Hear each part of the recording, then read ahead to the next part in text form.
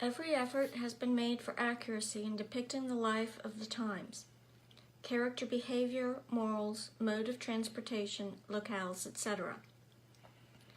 Some license has been made regarding language and speech patterns for both English and French. As much as possible, historical persons such as Elizabeth Tudor and actual members of her court have been characterized as faithfully as possible. However, again, some license has been made for this work. Certain events through the course of this series are historical record.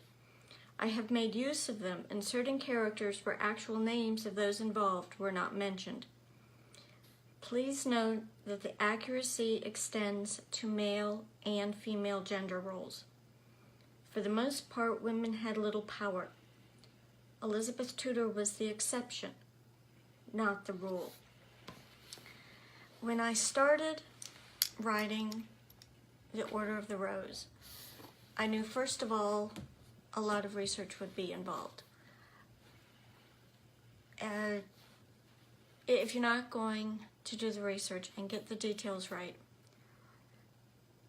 you probably should put your story in more modern times or something.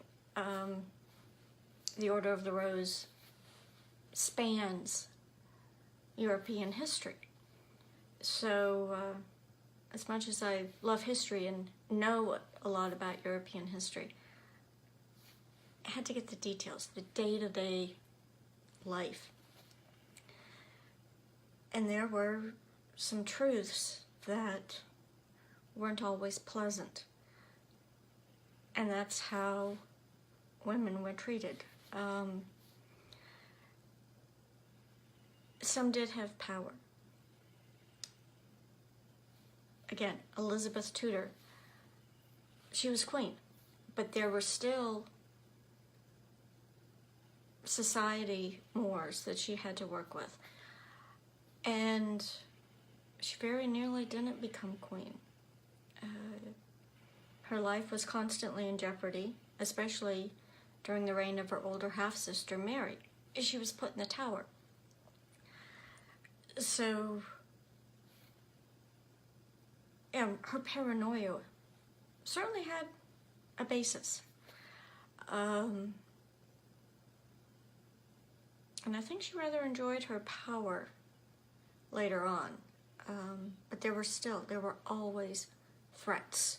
And those come up during the series. Last week I discovered amazing things. But I won't tell you. That'll come through. And one of the things I've written in The Justice of the Root is how lonely, in a sense, the queen was. Even from other queens. Her cousin was a threat, Mary of Scots. Catherine de' Medici was virtually ruler of France, as one after the other, her sons died and left a brother in charge, and she virtually ran France. She had difficulties as well. Those will be in the third and the fourth book. Lots of details, lots of good details.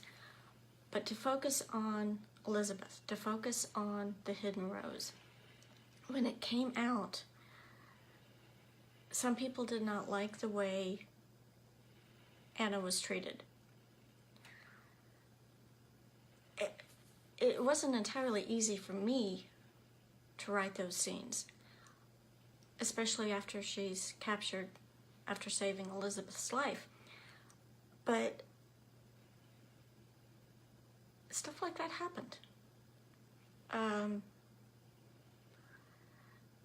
Yeah, some people said, when she comes back, she and Owen come back from Tedbert. Courtiers, nobles, and Queen Elizabeth's court, they would treat the women that way. She was seen as having no virtue. She'd gone off with Owen for 3 weeks. So yeah, that's how women were treated. Faced a lot of harsh words for depicting that. But stuff like that happened. It wasn't an easy world for women to live in, to survive. They were bartered as marriage pawns to increase the family wealth. They were treated as Mary was by her brothers at Jonel Park. And that's one reason you see at the end of The Hidden Rose, Anna is determined to get to York to save Celeste from this marriage. Anna knows the way things work.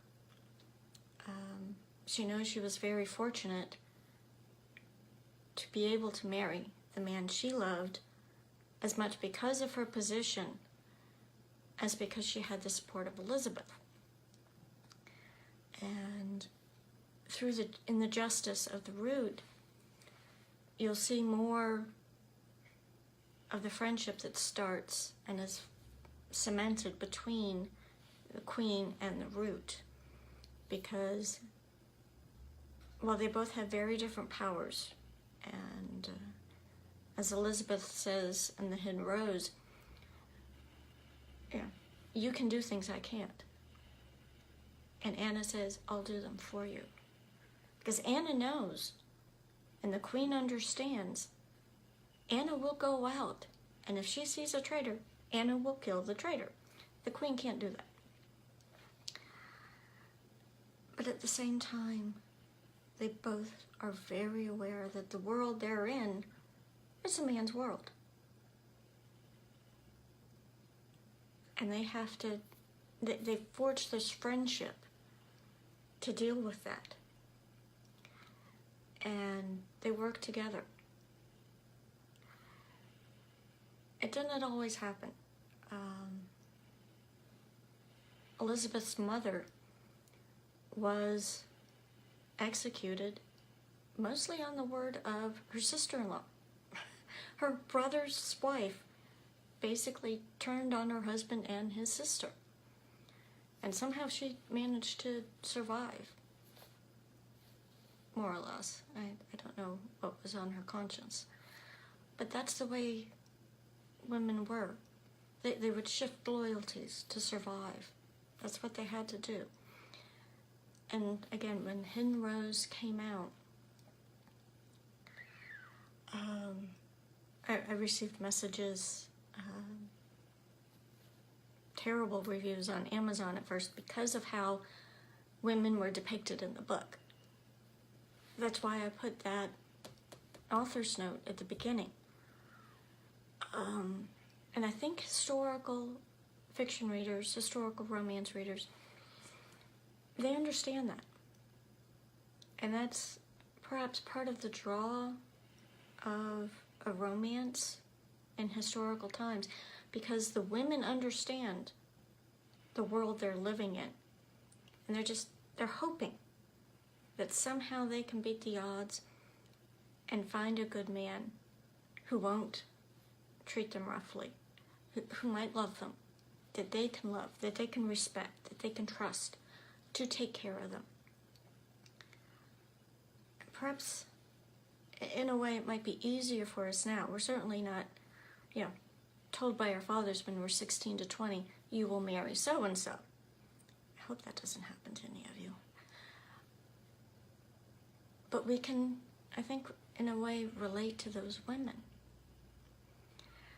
And I think to not depict what they went through would do them and ourselves, and how far women have come, that would do a great injustice. So I try to get the details right. It's not always pleasant. And what Celeste goes through in the Justice of the Root isn't pleasant. But love does win out.